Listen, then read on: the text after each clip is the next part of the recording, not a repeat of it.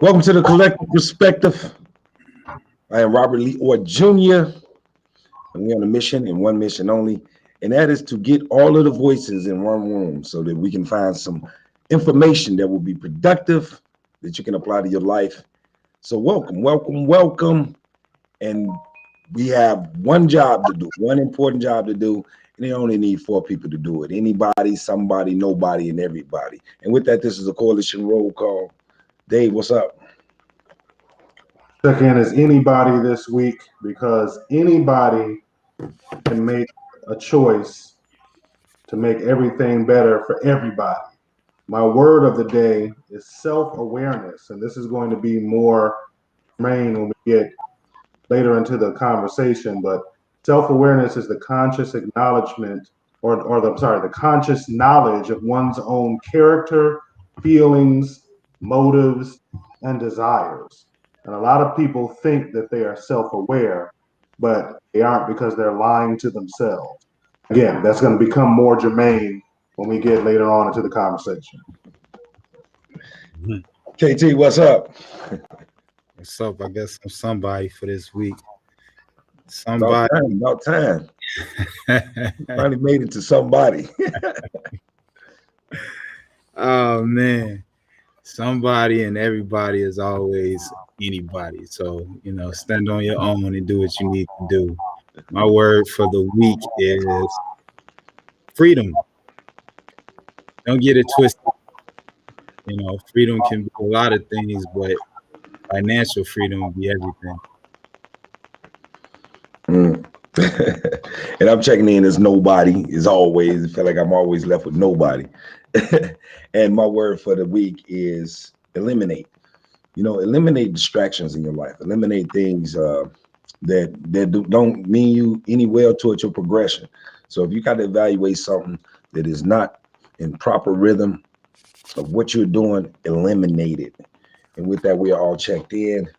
And we got a few things that's going on in the news. We got the Derek Chauvin case verdict. We're going to call that the verdict now. But we also, which raises another question about Black accountability. And I want Dave to spearhead the conversation on that. So by all means, sir. I definitely want to hear some feedback from the people who are watching us today. So thanks for checking in. And Kelvin, thanks for joining us. We haven't spoken for a couple of weeks, so I didn't share this story with Kelvin because I wanted to get his visceral, real response when he heard this story. So this story is about a young lady named Lakeisha Golden. Lakeisha Golden is in Nashville, Tennessee. I know this story. Okay, all right. Keisha Golden is a single mother of three. So So Keisha Golden, she applied for a PPP loan, got $10,000.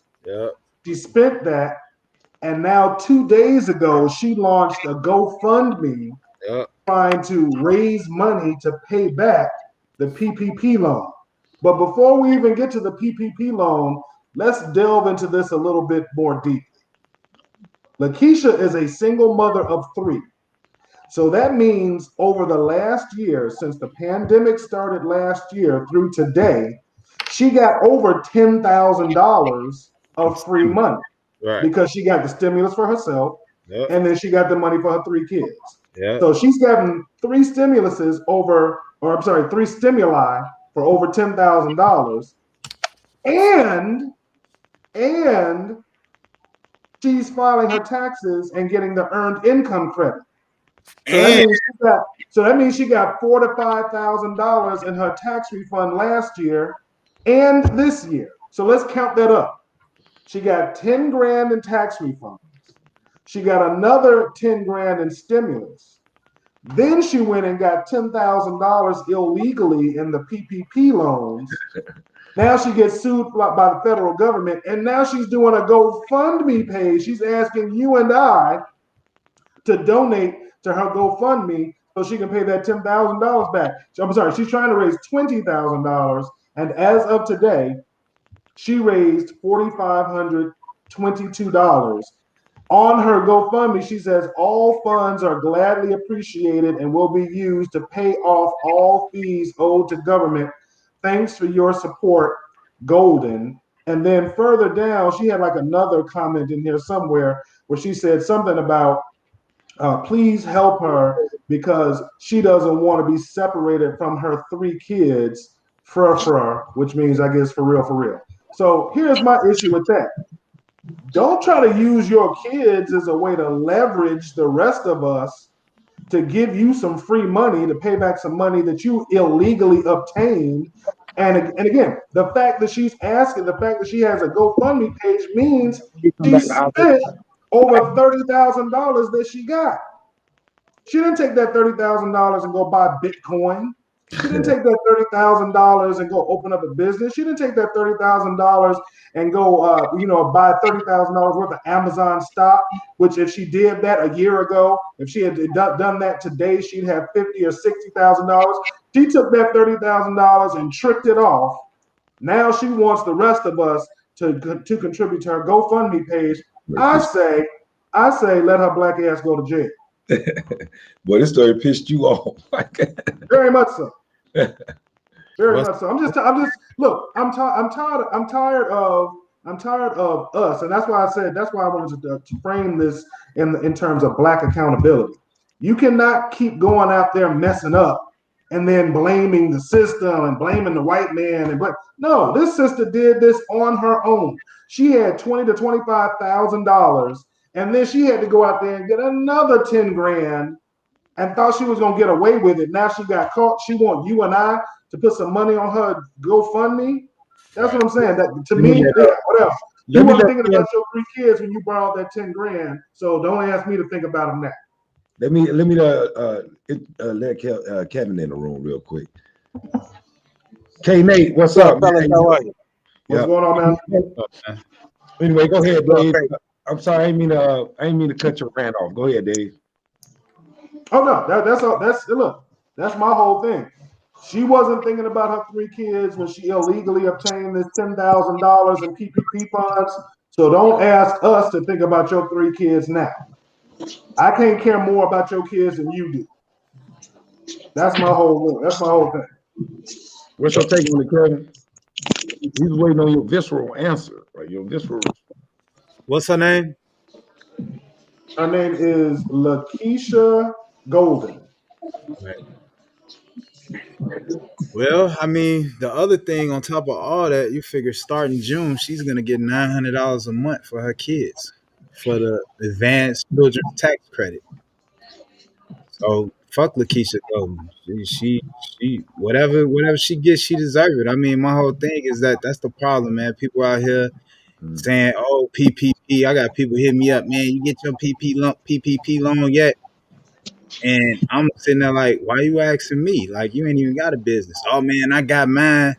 Man, I got 20 grand. I got 40 grand, and they ain't even got no business. So my whole thing is the way. I mean, even at a young age, I feel if I'm gonna do some dirt, I'm gonna accept the dirt. And if I get caught, I'm gonna accept the responsibilities of being caught. So you ain't had no business in 2019. So if you didn't finagle the system because it was easy, because everything's going crazy, the government just doing stuff fast to try to actually help businesses out there, you taking advantage of the system, and to sit here and say, oh, well, I didn't know, that's bullshit. Because right in the headlines, I mean, you had to hire somebody to make some fake LLC for you to even get the money. So no, I don't PPP, Kelvin, to just coattail on what you just said. PPP stands for Paycheck Protection Program. Yeah. The whole purpose of them allocating this money is so that you could pay your employees and not lay them off while your business is making less money. So you go out there and apply for a PPP loan and you don't have any employees. Now you're surprised that they come and looking for you. Now you want to turn it into something racial. Oh, white people get away with it. They don't say nothing to white people. This ain't got nothing to do with white people. It's got to do with trifling criminals. I was gonna say something else, but I ain't gonna go. But see, the thing is that you figure this thing is put in place to help our economy, man. I mean, the thing is, I need in, Rob. The thing is that, you know, it's businesses that didn't get that money because other people was getting that money. Exactly. So now you probably putting other black people out of work because those businesses went out of business. Exactly. So it's that whole fend for yourself mentality, that whole I don't care about nobody but myself. I mean, if I can get it on, fine. And then the other crazy part about it is what she do with this money. You know what I'm saying? She probably spent the money and gave it to companies that don't even give a shit about her anyway. She tricked it off. That's what she did. Stupid, man. It's What stupid. you got, Kev? What you got, Kevo? I'm a little different, man. Whether she tricked it off, whether he tricked it off, or whatever happened with it, this is a once in a lifetime opportunity. And you're talking about people who have probably will never see 20 grand at one time ever in their lifetime. So if they get it and misappropriate it, so be it. If they get it and do something good with it and never look back again in life, I say thumbs up, go get it, make it happen. Because I am one of those that say this kind of thing has been going on for years. We just didn't know nothing about it. So I ain't got no problem with her doing whatever. I mean, because the on the flip side, they doing it too. You got some goofy. Go So ahead. what? You got a business though, don't you? Got a business though. Like, what about the people that it might have affected them at that time? Like, because your business. No, if you have a that legitimate business, they didn't run out of money for people with a legitimate business. They still haven't run out of money. Right. So if you have a legitimate business, you're gonna get the money if you do what you need to do to make it happen. I have heard of some people that have had trouble getting these loans that have a legitimate business, and they're tripping because the people who ain't got nothing, they all bogus and they got it. But eventually, it does work out if you got your paperwork. So the concept of what we're talking about, the overall, it's like black accountability. Like, when do we look at what criminal behavior is, criminal activity is, and everything don't just fall into like, oh man, white people do it all the time, or YOLO, we only live once, all that type of talk. You know what I mean? When do we get? When do we point out? When are we allowed to point out what criminal behavior is without any backlash? Just being an adult about it. I agree with that. You should be able to call it out, but at the same time, it's just the same as it is with in my opinion, the young man that got shot in the car as he tried to flee, he should not be dead, but he is dead because he ran. Had he not broke away from the cops and tried to run away, he would not be dead. Now they should have done something different other than shoot him, but he is the reason that he's dead. Whether that's right or wrong, he's the reason that. So the same way that is the case on that side with this money, you can't blame people who don't have for wanting to have. You can't blame a kid for grabbing cookies when his mama said no. I mean, everybody wanted. You can't blame people for getting it. If you show me an avenue to get it and I don't have it, I would just say those of us who do have a legitimate business or an idea of what to do with it, we just do what we need to do. We can't worry about those who don't. I don't like everybody running to some the lick. We got to lick that mentality. The lick, like, well, we got this. You got people sending information to me like, hey Rob, you can go ahead and get this $10,000. All you got to do, and then they charging you $2,000. They want to charge you $2,000 for them to hook you up. Like, I'm like, no. I mean, if you have to hook up to give me the 10 G's, what I look like in you 2 G's, like, you know what I mean?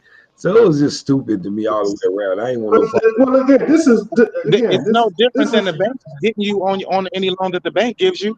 The bank charges you compound interest on top of interest, and we say nothing about that. So no, brother, no, man. Let me say this and then I'll be quiet. Let me say this and I'll be quiet.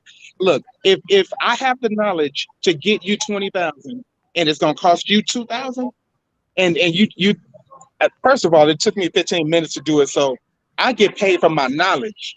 That's the same thing that any company does. It might cost the company 20 cents to I make agree with you. I they mean, charge they're you providing. $400 for it. No, I agree with you. They're providing a service. Ain't nothing wrong with that. You know, whatever. A hustle, a job, whatever. You know, but my whole thing is that when you first talked, you said that in this moment of time, right, is the biggest time. It really is. This is the biggest time of transference of wealth that we'll ever see ever since the baby boomers period, right? So I agree with you on that statement, but at the same time, you said that regardless of this woman got this money legally or illegally because of things that happened in the past and the way things went, that you know, it should be a free for all, and she shouldn't be reprimanded for getting this money. She shouldn't be reprimanded by us. Let the system get it. If the system gonna get it, give it to her. But she shouldn't be reprimanded by us. No. But see, the problem is that, you know, we have peers, right? And I have peers, I have people that know me, and they'll hit me up and they'll say, "Hey, I'm getting this 20 grand. I'm getting this 40 grand." Now, is it wrong for me to say, "Hey, bro, don't do that," because you're gonna put yourself in a predicament, or should Yeah, I you're just wrong. let it ride? You're wrong. Do you tell your boy to smoke weed? If you What? want to smoke weed, if you want to drink, and then you get into an accident, are you wrong for telling him? You gotta let a man, you gotta let an adult be an adult. I'm gonna set the. I mean, I get that, man. I get that. Adult be adult. I mean, it's just the fact that it's a you foreseeing something. You know what I'm saying? Figure it's gonna be getting locked up in the next 9 to 10 months. But see, this For is the 30 thing. years. This is the For thing you don't 30 years. understand. You don't For understand. 30 years. Maybe their life is such that they would rather take this chance with this 20,000 and take whatever consequences come. So is the problem really that people are so desperate that they're willing to take that chance? They're willing to get somebody 6,000 to get 20. That's the issue. Just like this George Floyd thing. Why are we so happy that they did what they were supposed to do? It's the same thing. We're happy. I'm gonna let somebody else talk. Oh, good. Listen, Good. listen. If your life is so messed up that you're willing to risk 30 years in jail and losing your children for $20,000, then yeah, take your ass to jail. Number one. See, man, Number bro, two. I got issue with Number that, two. bro. Hold on. Number two, when That's you get not when Kelvin just said to you, "Hey, you see somebody trying to get this 10, 20 grand, you gonna tell them no," and your response was, "Or if you see somebody smoking weed, are you gonna say something to them?" Those are two completely different things. Smoking weed, if I'm smoking weed in Illinois and it's legal, that's your choice. But if I'm gonna go illegally, again, I think you're conflating two things that are not the same. In order for you to have gotten this money, you had to go form an LLC. You had to file that documentation, get an employment identification number, wait for that documentation to come back. Once that documentation comes back, then you have to fill out a loan application, fraudulently put information in that loan application so that you could get this money. That's nothing like you rolling up a blunt with your boy getting high. Agreed. Right. So I guess the point that I want to bring up is like to a bigger point to me is that we had subjects on the victim, like playing the victim, black people playing the victim before, right? We've talked about that. You know, we talk about it until we blue in the face to a degree. But there's a comfortable logic amongst a comfortable philosophy amongst us that accept those behaviors, though. You know, and when do we call those behaviors out? When we accepting this? Oh yeah, you know, man, you know, people need that. You know, people need that. You know, and without appropriately putting in perspective the opportunity that's in front of you in America, I think that's the thing that gets lost. Is like our second class citizens, so to speak, or the people that's on the bottom, are not realizing what type of opportunities are in front of them in comparison to maybe other countries or the less fortunate countries, or what opportunity really, the disposition that they're standing in. because of the opportunity, just because of, just standing in America.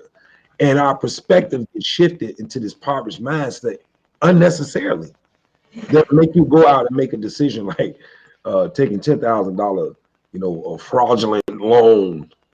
We knew that was coming back. We knew that money was going to, we knew they was going to, somebody's going to have to give account for that money. I just want to know, I would love for K Nate to explain what's the difference in this female, what's the difference in Lakeisha Golden fraudulently applying for this $20,000 in PPP loans? What's the difference between that and her walking into a bank with a gun and saying, "Give me $20,000"? Is there a difference? Is there a difference? Yes, plenty different. What's the difference? She ain't stuck nobody up for it. Yes, she did. No, she did. Yes, she did. I'll let you tell me how she stuck somebody up for it. What's the difference? What's the definition of a stick-up? No, you tell me. No, you're saying that you saying that you don't think stick up. I'm saying it isn't. So you explain to me what stick up is. Stick up is when you take something that's not yours. Nah, stick up is when you got a gun and you have something that can force violence upon somebody and take it by force. That's what a stick up is to me. I may not be correct. You're taking something that's not yours. You know what I want to do? I want to talk about the patterns in which let's look at some specific areas. I'm asking a question to the panel about some specific areas of what ways we need to look at accountability. And I'm talking to y'all as men. What ways do we need to look at accountability in order for us not to have that sound, like that sound of, just taking any crumbs to come in your direction, that philosophy of a sound. We're just going to take anything to come out in direction, or we got this logic we always understand is coming from. What areas do we need to look at starting first? Like, do we need to look at the business opportunities, how we invest? Which ones first? What do we look at first in order to, elevate away from it, to never again be down here, accepting a philosophy of crumbs?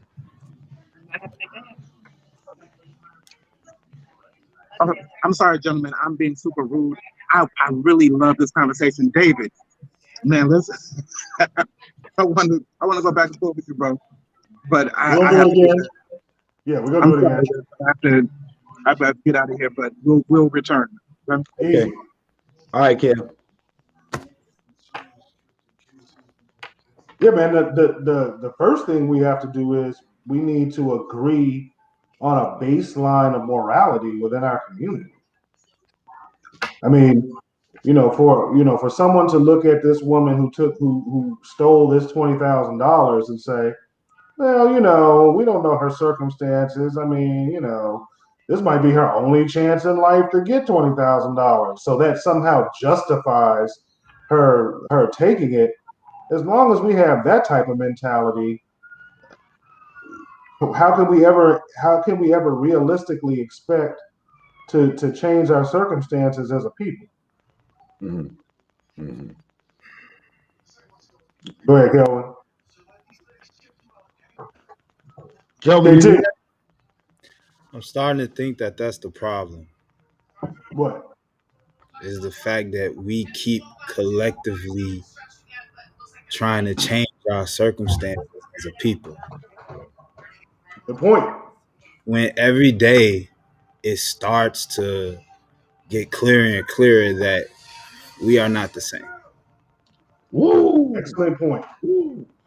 Excellent point. It's almost like us as Black people, you have an Italian guy, an Irish guy, and we'll clump them up together and say they're white. At the end of the day, they're different, and they know it. And Italians look out for Italians, Irish look out for Irish, Jewish look out for Jewish. And I mean, this will probably be an unfavorable comment, but it's just starting to seem like that's really how it is for us. We have different mentalities. We believe different things. You know, like what Nate said, he wholeheartedly believed what he said. Yeah, it's like, yeah, we got the same skin, but we think two different ways. You know what I'm saying? We have similar paths, but our ideology and how we dissect things that happen in our societies are totally different. You know, I mean, yeah, everybody likes the fact that cops are killing black people and shooting black people and doing this and doing that, but some people take it as anger, frustration, and say, "Man, eye for an eye." And then some people sit back and look at what happened and might say, you know, like for the 13-year-old boy that got shot, they had the gun, that threw the gun behind the fence. You know, when he turned around, his hands up. You know, like nobody wants that. But I mean, I'm sorry. My first thought was, what is this little boy doing? He's 13. What is he doing out in the street at 2 o'clock in the morning? And why did he have a gun? Not saying that he deserved to get shot. That's not what I'm saying. But what I am saying is that that is still part of the story. Just how they want to say, well, he was 13. He was 13. You're right. He was 13, but it was 2 o'clock in the morning and he had a gun. So I need to know that whole story, because it's not like, oh, he's a 13-year-old Mexican boy. Some cop started his shift and say, I'm going to shoot a 13-year-old Mexican boy tonight. You know, it was events that happened that led up to that wrong decision that cop made, but those events are still relevant. Mm-hmm. Mm-hmm. You know, To your point, just like what happened with the, they bringing up the story about the 16-year-old girl who got shot in Columbus, Ohio, within an hour of the Derek Chauvin verdict.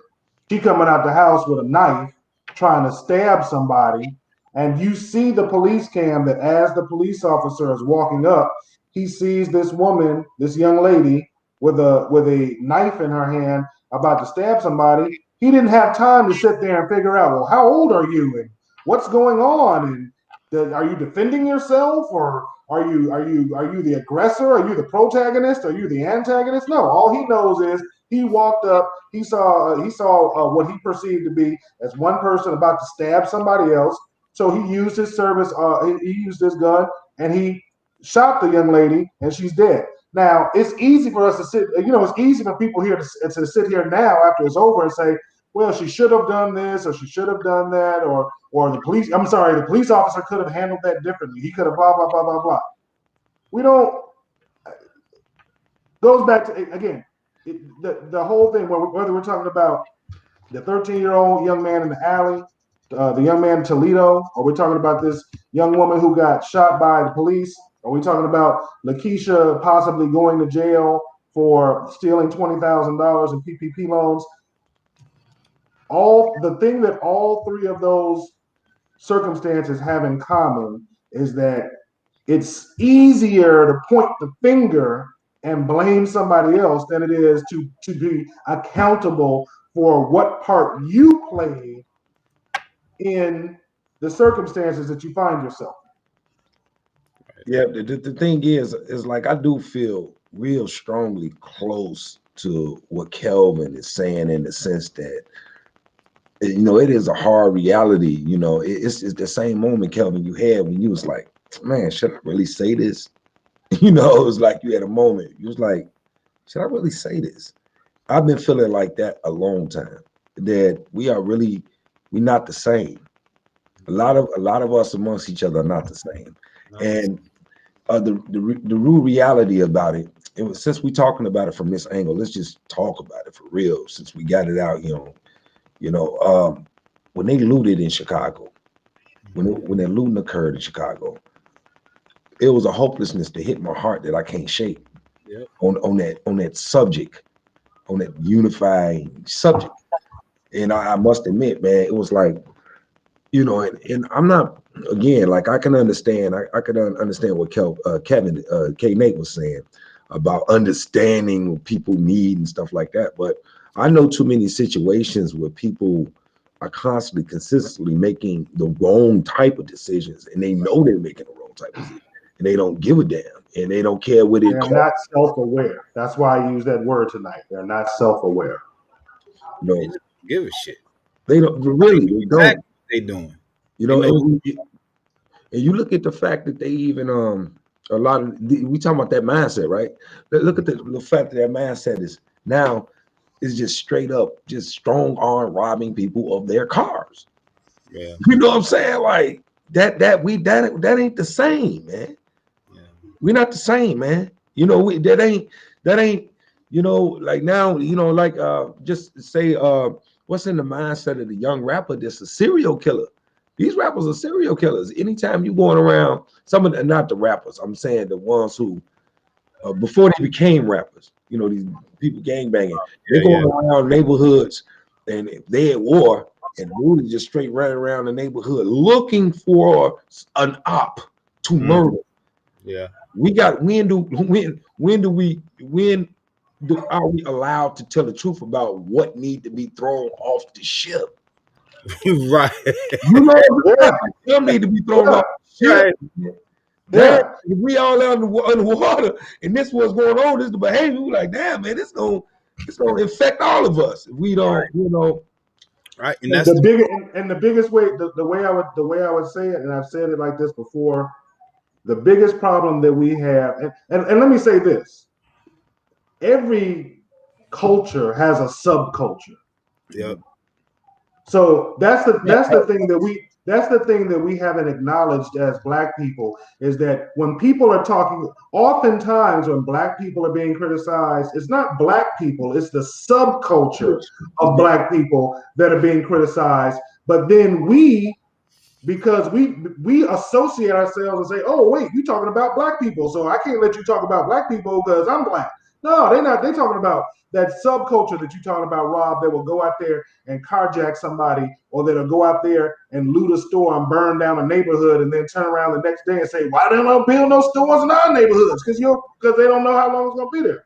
But my point in saying that is, I want to say is that we have to come to the conclusion, like every other race has come to a conclusion. We can't save everybody. We have finite resources, finite time, finite energy, finite intellectual capacity, and we have to decide that we are going to invest that finite capacity into our best and brightest. And for the ones who are out there who's part of that subculture, who weren't going to embrace what the larger culture is trying to put into them anyway, like you said, we got to throw them off the ship. But that sounds cold. Like that sounds like, oh, you think you better, you a bougie nigga because you blah blah blah blah blah. No, it is. Every culture does this. Right. Every culture says we are gonna identify our best and brightest, and we're gonna pour all of our resources into them. Mm-hmm. And we got to do the same thing as Black people, for Black people. We're not just doing it just in a vacuum. We're doing it to Black people, for Black people. I was doing this basketball and beyond program out in Glenwood a few years ago, and this legendary coach, man, from Bloom High School, he retired, and I was out there, and he used to come in the gym, and he used to come volunteer for basketball and beyond, and he was just walk the gym, walk circles in the gym, just like power walking, he would say little things, just you can feel complete in control. It was able to walk the whole gym, right, and it had the little trouble element that was in the gym. He said, and I asked him what his advice was. He said, without hesitating, get rid of him. And he just kept walking. Well, he said what? Get rid of him. Oh, yeah, right. He just kept walking. No explanation. Mm-hmm. And then later on, he came back with a little quick explanation. Well, people like that, if the way you are, if you feel as if that those people are a problem, they're totally not respecting the way you are, they're totally not respecting the whole thing, and there's nothing good gonna come from it. And that stuck with me, because my heart, like David was just saying, my heart was always like, yeah, that sound cold. Mm-hmm. But how do we, how do we look at our subculture and do we say get rid of us? Or, how do we can't get rid of our subculture, right? So we end up getting away from it. Right. Mentally, financially, we end up getting away from it completely. And because now we realize when we come to a conclusion like we come to some kind of conclusion like, hey, like this is not good, man. When do we tell the truth about this subculture of ours? It's not good. So what do? We get away from it. And then now we get challenged with asking, okay, what kind of black man are you? Mhm.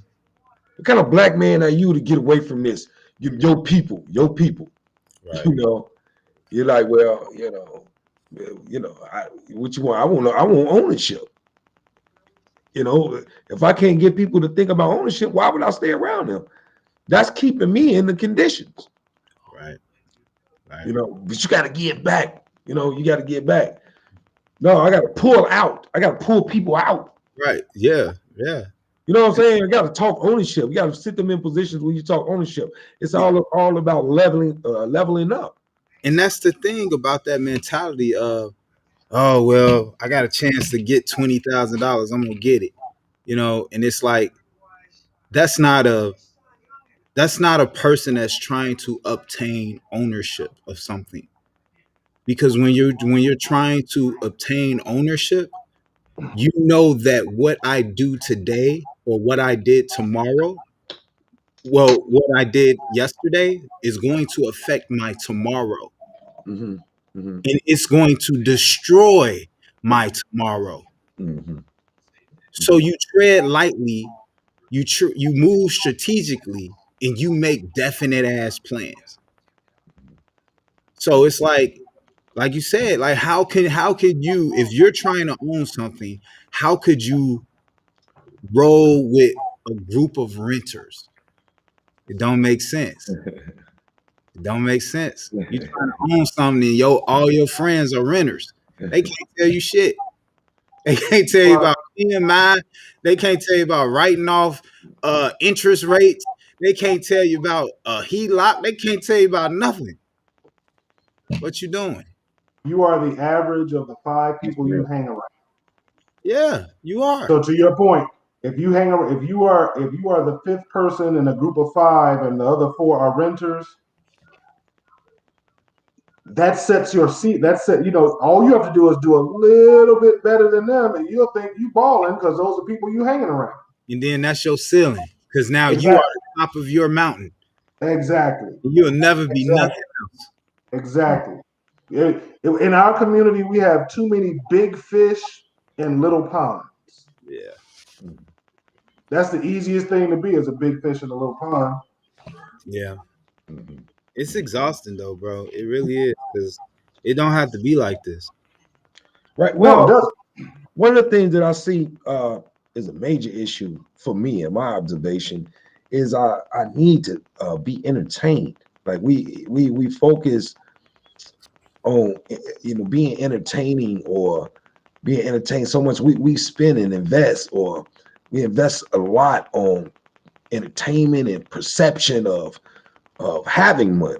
We spend a lot of those things on I guess it's a point I'm trying to make. I just can't get to it. Well, I think what you're trying to say is that, well, for instance, the mentality of they did it from us, they keep information from us, so we got to do this. But at the end of the day, what people don't realize is that thing that you're saying, Rob, is the fact that they think that this entertaining the ideology of having money is the way to get money. And it ain't. It's the way that you will always be broke.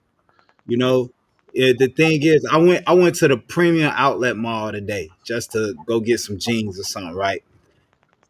So I'm going to the Levi's store. You know what I'm saying? Like they got buy one get one 50% off. That's where I'm going, Levi's store, right? It was a line down the hall for the Gucci store. Man. For the fucking Gucci store. You know what's the sad part about that? You know what's the saddest part about that? Is most of the broke people who I know who have a Gucci watch or a Gucci purse or whatever, they don't have as much money between 2 credit cards and cash in the wallet that they paid for the wallet. Right. But see, that's the thing. That's the perception of being rich. You ever meet a rich person? A rich person has no interest of convincing you that they're rich because they know they rich. That's why you'll see rich people in old ass jeans, whatever shoes, a t-shirt, because I'm too busy making money to convince your broke ass that I got money. Right. Ain't no point. Mm-hmm. And that's the thing. We got it twisted. I'm trying to convince you I got money, but what I'm doing is I'm being a renter. I'm making Gucci rich. Mm-hmm. I'm not owning anything. I'm making Nike rich and all these people rich just to give me a temporary status of richness. And it's only in my head. Because when a rich person see you with the Gucci belt and the Gucci shoes, I'm like, this nigga broke his head. They already know what it is. Bro, When's the last time you saw Elon Musk, Jeff Bezos, Zuckerberg, Bill Gates? When's the last time you saw any of them in a Gucci belt, a Gucci whatever? Hell, even the dude who's the senator from Utah who ran for president against Obama. I can't call his name, but Mitt Romney. Mitt Romney. hey man, Mitt Romney is worth $700 million. You know where he shops for his clothes? Costco. no, He right? wears Kirkland shirts. Right. No, we could go even farther. When have you ever seen Obama in a Gucci belt? When have you ever seen Damon that used to own FUBU in a Gucci belt? Right. When you start making money, it's two things that happen when you start making money. One, you don't want names on your fucking chest because you realize the value of yourself. And you like, man, I ain't about to be walking around promoting these motherfuckers, making money off my goddamn chest. I ain't doing that. That's one thing. Two thing is that you start to realize the value of quality. And you be like, okay, I mean, it's nothing wrong with paying $300 for a pair of jeans if those pair of jeans are gonna last you 5, 6, 7, 8 years. When they're made with quality Japanese denim and all types of shit, there ain't nothing wrong with that if you can afford it, right? But if you're just buying the jeans because it got a G on it and that's it, your priorities are fucked. And how could you move past anything? How could you own anything? And the thing is that the ideology of communism gives you the right to think that way. Mm-hmm. And that's the thing. This land, this system that we live in allows you to think that way because you are part of the system. Without you thinking that way, I can't be rich.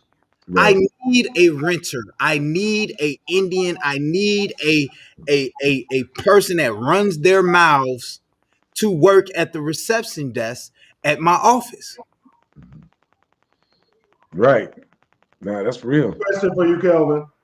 Going back to this chick, Lakeisha Gold. Lakeisha Gold.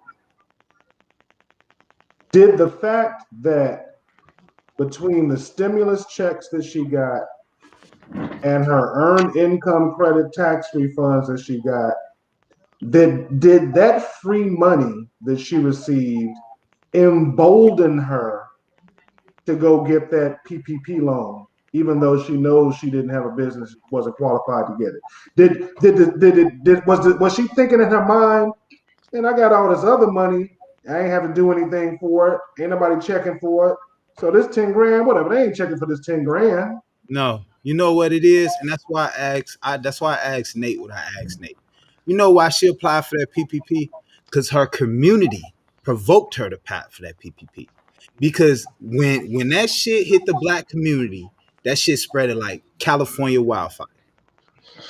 People was getting calls left and right, and the numbers were always 20,000, 40,000, 20,000, 40,000. Because they were trying to stay under the radar. So that's what I'm saying. Like, we spread poison to each other. And then when I try to tell you, man, don't do that, now you looking at me like I'm crazy. Okay, fine. But I'm not going, why should I feel sorry for her? Because she drunk the Kool-Aid. She accept the poison. My whole thing is, like Nate tried to say when he said this is the biggest time of transference of wealth that we'll ever see in our lifetime. That statement is so true. What?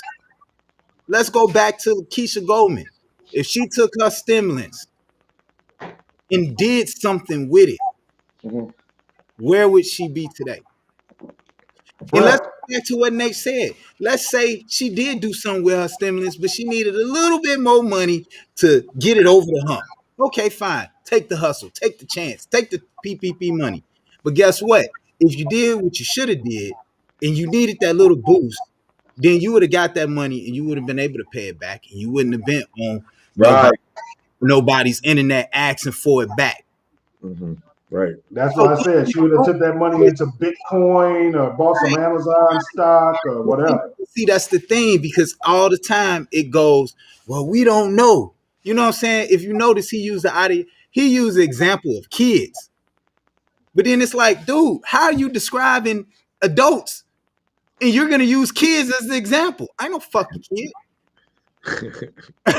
You know, like, how could you do that? How is that relevant? Why? So now, I mean, pretty much what you're saying is that none of these motherfuckers they're in their right mind and they're all little kids. That's what you saying. Because he did use the example of a kid want a cookie, Right. and the parents say no, and it's, so It's nothing to Nate. Like everybody. Yeah, we're just talking about. I get your point. Go ahead. Yeah. And and so I don't know, man. No, it's. I mean, it's important. I know this is not a popular subject. It's not a popular subject amongst a lot of blacks, but us as black men, we need to have a conversation. It was one of the things that I get real fascinated watching. I don't know if you guys ever seen these gold digger videos, when the guy step up to the girl, right? He's gonna holler at her. And no, get out of my face. I'm not interested. Beat it. Dude, walk over to the Lamborghini and make sure, like, I'll knock you back in the back of the car real quick. I'll take it real quick, just to ride around with you. It's the perception that presents to her that it makes her weak, that makes her excited. It's to your point you were saying earlier, Kelvin. We're talking about entertainment or the perception of name brands and what it does to us as a society, and we have to look at that as serious. I know it's like a boring subject, but we don't realize that those percentages of the percentages that we spend as consumers, we don't understand the impact and the power of those percentages we spend as consumers. Right. We have no clue, right, about the power. People are counting your percentages. Yes. They count your percentages. When you talk about something like network marketing, right? Network marketing is a strategy that is solely based on, hey, don't you know 3 people? Go get 3 people. Mm-hmm. They plan percentages down to the penny all the way around because they understand. I remember I asked the guy one time. The guy was in a network marketing, and I said, I'm gonna say his name, Ted Moore. I'm gonna say Ted Moore's name because I was unfair asking him this question. I didn't get it at the time. I said, Ted, how much money? I mean, how much? If you don't mind me asking, how much money do you make monthly? And he was like, "What difference does it make?" And I said, "I mean, it just makes I won't even want to know." He said $500. I want to know. He said $500. He said, "Now what?" I was like, "5." And he gave me the response. I said, $500, man, that ain't nothing. But his investment was only $126 a month. Oh, well, there you go. Based back on percentages. That's what the play was. That number matter. See, we look there like, he only make $500, man. You doing all this? But you're talking about his monthly investment is $126. Right. And he make $500 a month. Right. And you're thinking like, that ain't a lot of money. How you going? Because I'm going off the lifestyle that was impressed upon me. Right. Network marketing. Oh man, you can be rich. But man, what investment account can you go invest $126 a month and your rate of return is $500? Right. Where? Like where else? You know what I'm saying? Yeah. Claudette Milton asked a question. Okay. She said what? Question is is your main goal is just targeted for our brothers? What do you mean? Hopefully you mean better platform. My job, yeah, I know me personally. I know my job is to get brothers to talk. You know, it's brothers to talk. Sisters are welcome. Everybody's welcome. But at the end of the day, my philosophy is, if a community is bad, it's because the men in the community are bad. That's my philosophy. If we ever want to see a community be stabilized, it's gonna come from the men of a community. So that's just a philosophical pattern. So most of my platforms are always gonna be designed around, men talking straight up, and I hopefully that answered the question. I don't know. I don't know if y'all want to take a crack at what y'all think you meant. Well, I would say I would be more inclined to say that it's the failure on the woman's side that has us where we are. But that's a different conversation. Yeah, that's a totally different conversation, man. I'm not anybody playing with that. I'm not. Matter of fact, that day you gonna be by yourself. This is gonna be.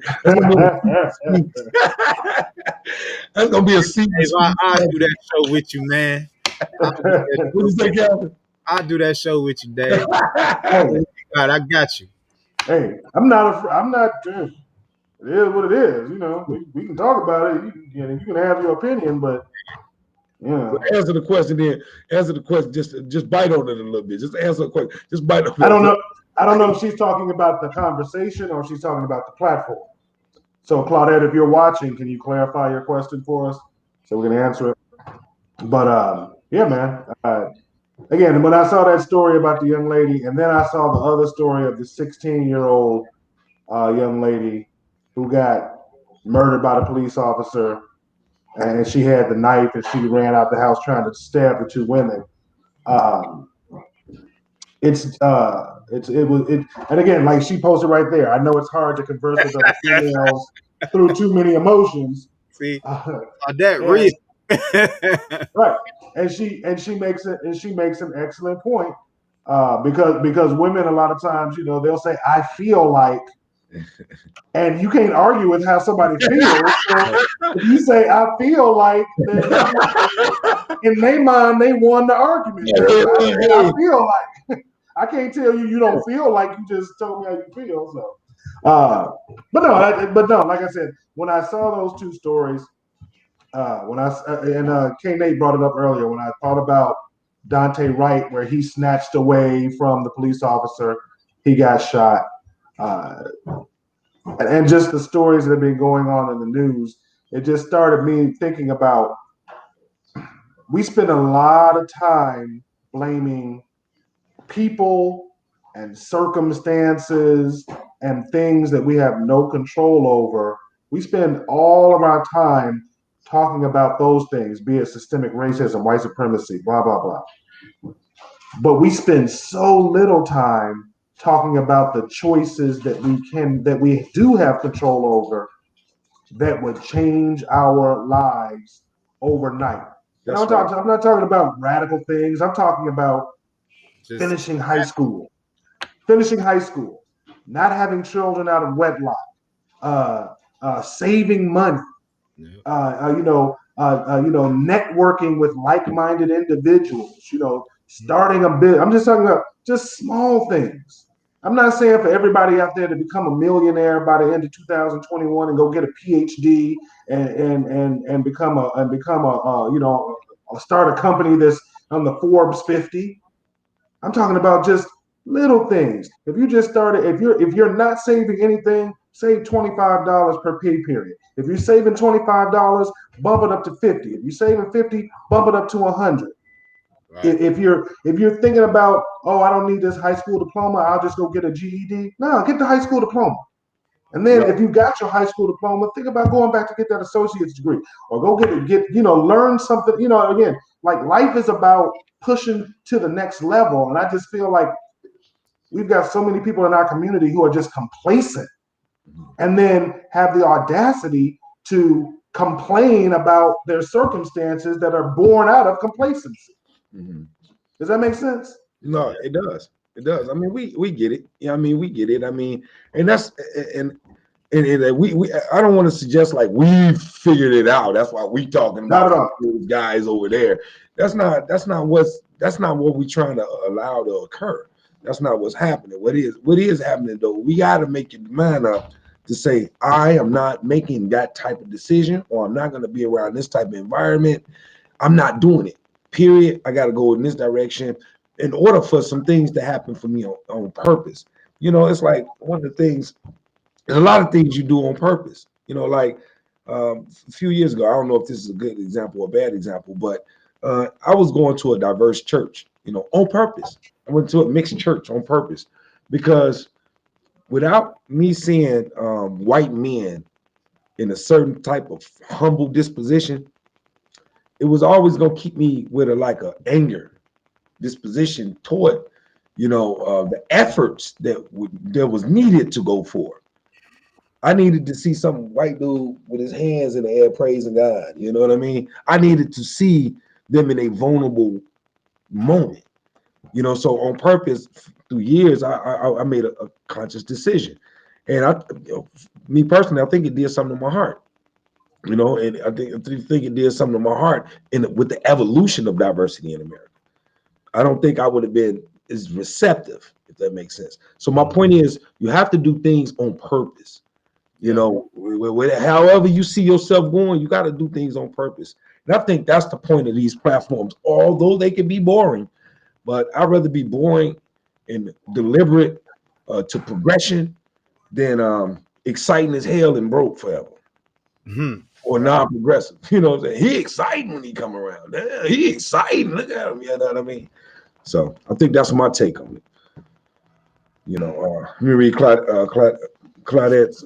I don't like to debate about how I see things, and I have 4 young adult sons. I don't like the fact that sometimes they sound and act simple-minded while trying to respect their judgment. I'm at a loss. Well, that's a deeper conversation. yeah. That's a deeper conversation. Claudette, give her the email.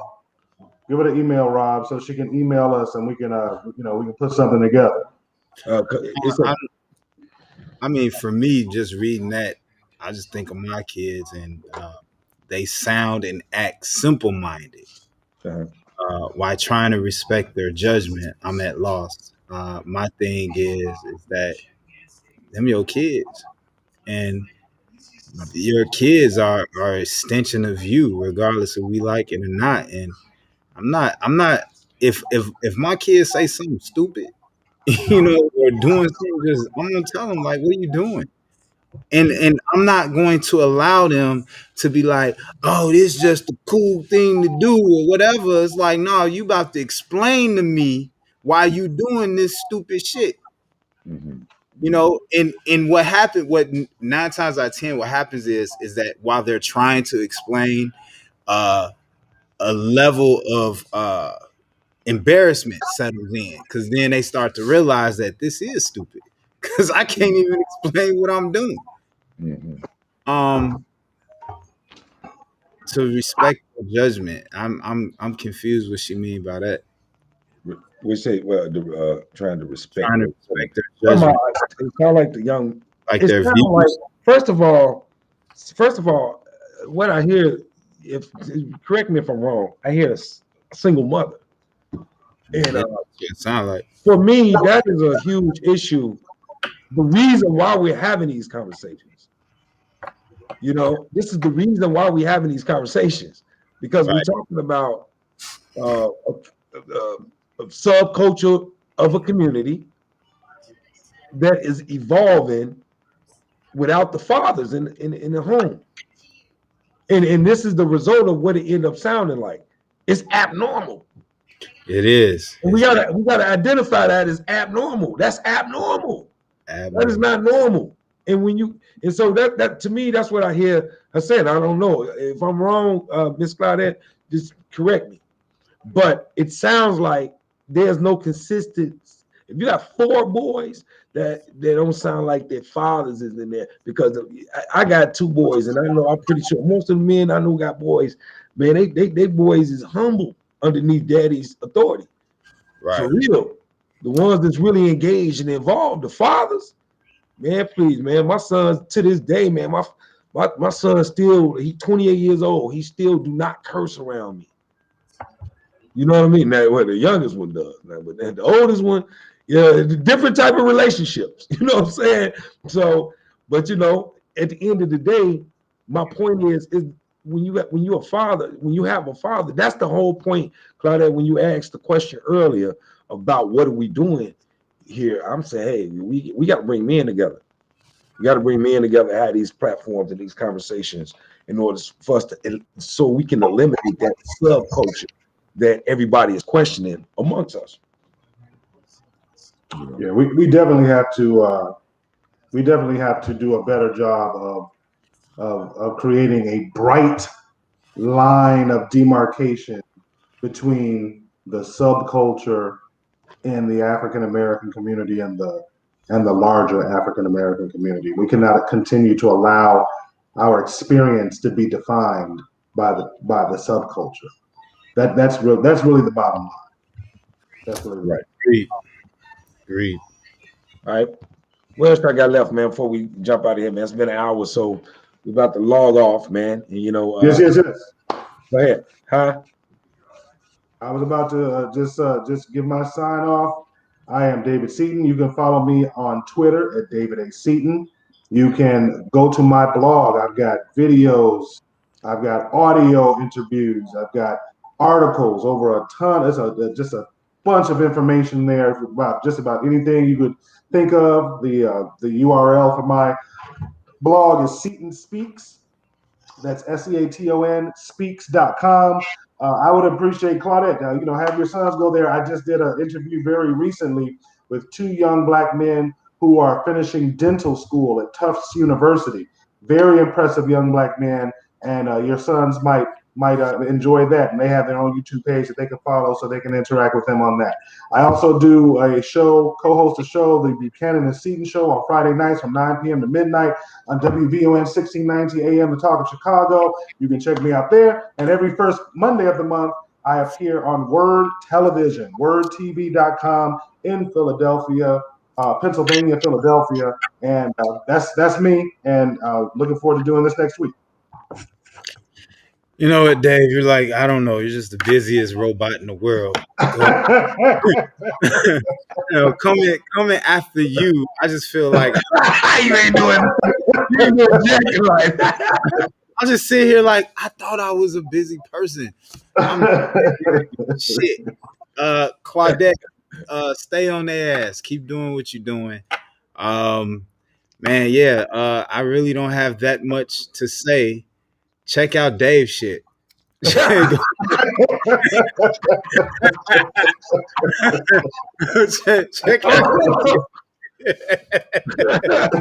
Man, that's hilarious. I want to read Claudette comment real quick.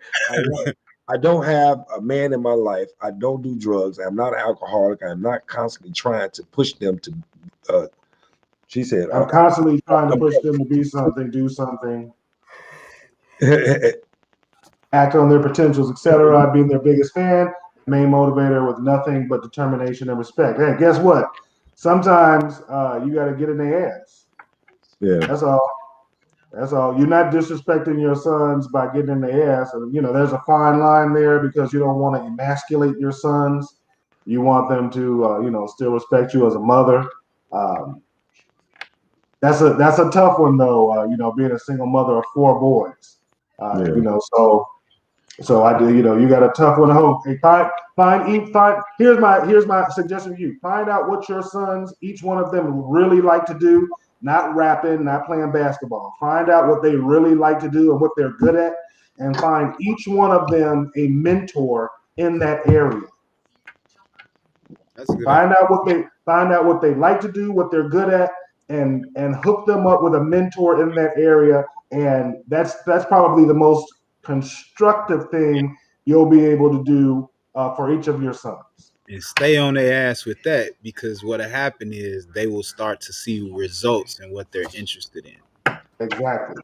They will start pulling themselves towards that way. Exactly.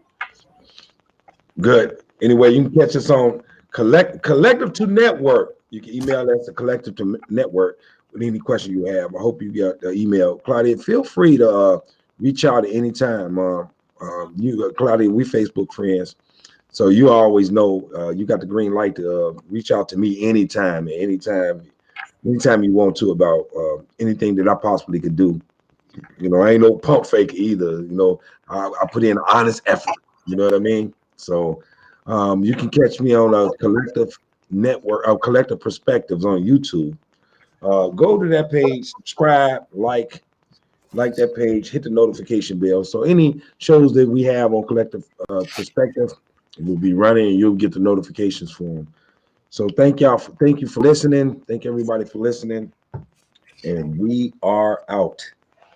All right, fellas. Yep. All right. Miss Milton, thanks a lot for listening. Appreciate it.